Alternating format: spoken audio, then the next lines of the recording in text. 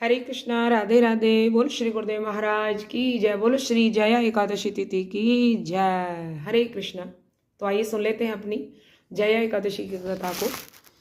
एक समय श्री युधिष्ठिर महाराज भगवान श्री कृष्ण से कहते हैं, हे प्रभु, आप मुझे बताइए माघ मास की शुक्ल पक्ष की एकादशी का क्या नाम है, इसको करने से क्या लाभ होते हैं और किसने किया।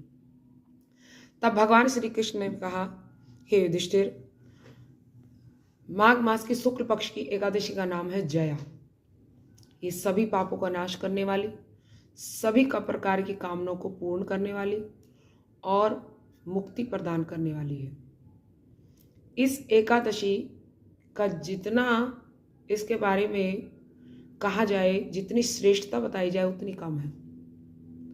देखो, ये पिशाच योनि से भी मुक्ति दिलाती है। मैं तुम्हें इसके बारे में एक सुंदर सी कथा सुनाता हूँ। एक समय देवराज इंद्र अपने स्वर्ग में बड़े सुख से, और सारे देवता भी बड़े सुख से, एक दिन नंदन कानन में उनका इच्छा हुई और सब अप्सराओं को बुलाकर, गंधर्वों को बुलाकर नित्य गान हुआ।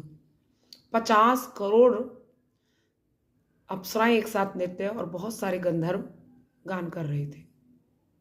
बड़ा आनंद हो रहा था। उसी समय एक माल्यवान नाम का गंधर्व और एक अप्सरा एक दूसरे की तरफ आकर्षित हो गए तो उनका सुर ताल जो है खराब हो गया। देवराज इंद्र की नज़र पड़ी और देवराज इंद्र को बड़ा क्रोध आया और उन्होंने क्रोध में भरकर दोनों को श्राप दे दिया। अरे दुष्ट, तुम मेरी प्रशंसा के लिए नृत्य कर रहे थे और उसका ध्यान न रखते हुए तुम एक दूसरे में आसक्त हो जाओ। तुम दोनों घोर पिशाच योनि को प्राप्त हो जाओ, मृत्युलोक चले जाओ। श्राप जैसे ही मिला, दोनों हिमालय के पर्वत पर आ गए और पिशाच योनि को भोगने लगे। एक दिन माल्यवान अपनी पत्नी से कहने लगा, हमने जरूर कोई घोर पाप किए होंगे, क्योंकि उनको विस्मृति हो गई कि हम कभी स्वर्ग के अप्सरा और गंधर्व थे। वो विस्मृति हो गई थी उनकी श्राप के कारण। तो माल्यवान जो है वो एक दिन कहने लगा कि अवश्य ही हमने घोर पाप कर रखे होंगे, तभी तो नरक से भी ज़्यादा कष्टदायी ये पिशाच योनि हमको मिली है।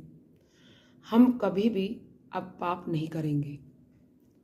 और ऐसा कहकर दोनों बैठ गए।